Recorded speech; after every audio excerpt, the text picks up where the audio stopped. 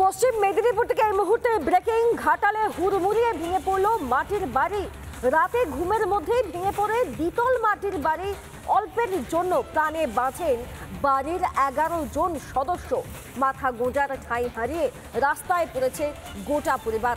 সেই বাড়িটির ছবি আমরা আপনাদেরকে দেখাচ্ছি। এই পরিবারের 11 জন সদস্য, মাটির বাড়ি, দোতলা বাড়ি হঠাৎই হুড়মুড়িয়ে ভেঙে পড়ে।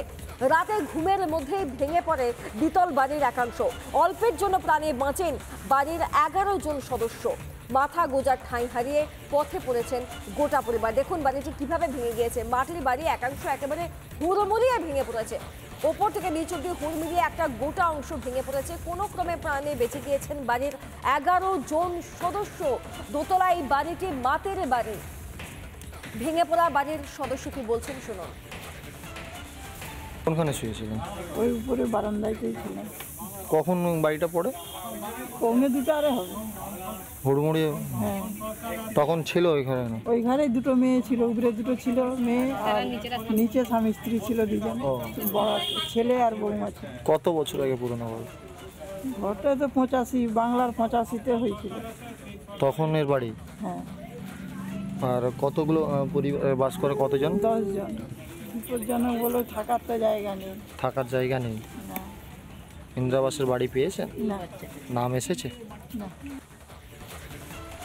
কার্যত আতঙ্কের মধ্যে রয়েছেন পরিবারের সদস্যরা। তারা বলছেন যে থাকার জায়গা নেই এবং আবাস যোজনাতেও তাদের নামটা নেই। এলাকার বাসিন্দারা কি বলছেন এই ঘটনায় শোনাবো। হ্যাঁ, 47 85 সাল, বাংলার 85 সালের বন্যার পর করা হয়েছে। ঘর পড়ে যাওয়ার পর করা হয়েছে। খুব তো বিপজ্জনকভাবে আছে। হ্যাঁ, বিপজ্জনক। দেখুন না, শূন্য এখন 20 কুইন্টাল 30 কুইন্টাল মাটি ঝুলছে। ওইটা ফেলে দেওয়ার যে কোনো মুহূর্তে না ফেলতে পারলে যে কোনো মুহূর্তে পড়ে যাবে। বলছি এখনো তো পরিবার বাস করছে এতেই? হ্যাঁ, আর নাই তো, ঘর নাই তো। মানে এই বাড়িতেই থাকতে হয়? এই বাড়ি থাকতে। নানা ধরনের কন্টেন্ট দেখার জন্য লাইক করুন, শেয়ার করুন আমাদের ফেসবুক পেজ, সাবস্ক্রাইব করুন আমাদের ইউটিউব চ্যানেল। পাশাপাশি অন্যান্য ব্রেকিং নিউজের জন্য অবশ্যই চোখ রাখুন রিপাবলিক বাংলায়।